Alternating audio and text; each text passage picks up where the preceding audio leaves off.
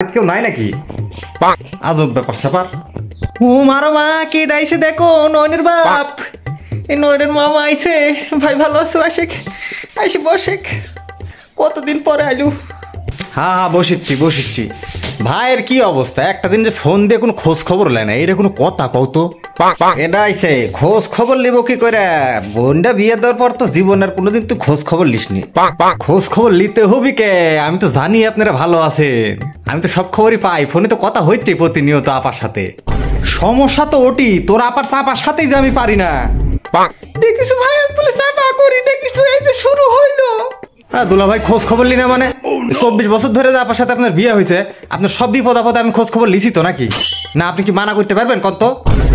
নিজের বাড়ির বিপদ আমার কাছে 22 বছর আগে গোসাই দিয়ে যে তোরা শান্তিতে আছু, তোরা এই খোঁজ খবর লিলেই কি না লিলেই কি? জীবনটা তো শেষ হয়ে গেল আমার। সারাটা দিন খুঁটা দিতে থাকে এই সাইডে, 2 পা কবরে চলে গেছে, তারপরেও সাওয়ার ডাকলিয়া তোর ভাগ্নের জন্য সারাদিন কথা শুনতে শুনতে আমার জীবনটা শেষ। থামো, তোমার বাড়ির বিষয়গুলো আসলে আমার মাথা ঢুকে না। কি হচ্ছে আমার ভাইটার, কি হচ্ছে? এই দুলা ভাই, কি সমস্যাটা কি একটু কম দেখি? আল্লাহর দুনিয়ার সমস্যা কি কারো না জানার আছে? নতুন করে তোকে আমি কি সমস্যার কথা কব?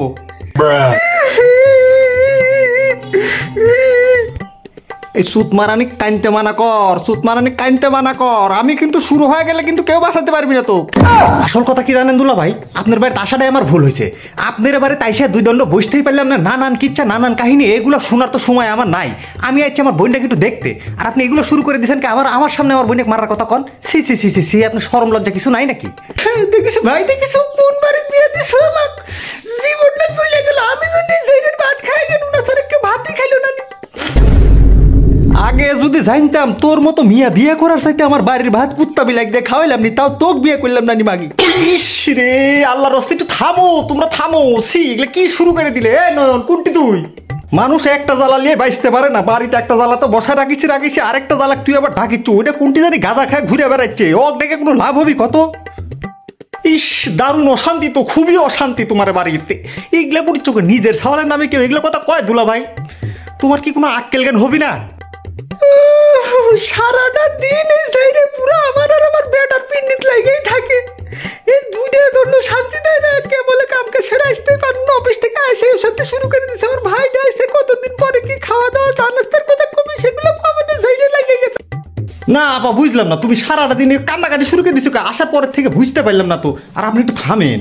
আর আপনার এত টাকা পয়সা কেডা খাবি কন? তো আপনার তো একটাই বেটা, এগুলি এত ভাবেন কিসের লেগে? আরে সব ঠিক হয়ে যাবি, একটু ধৈর্য ধরেন, ছাল পাল কাজে কামে লেগে যাবি, সমস্যা নাই। টেনশন করেন কিসের লেগে? না স্যার আমরা তো আসি নাকি? এত সিল্লার চোখে কেডা মামা আইসাও? আরে কি অবস্থা? তুমি আর ভিতরে থাকতে পারবে না, খুব অশান্তি, খুব অশান্তি। তুমি আমার সাথে আসো তো, আসো।